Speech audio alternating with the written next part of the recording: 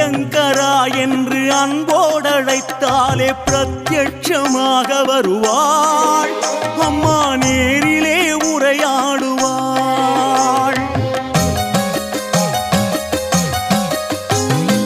ஆங்கார ரூபமாய் அன்பான வடிவமாய் அன்னையாய் காக்க வருவாள்.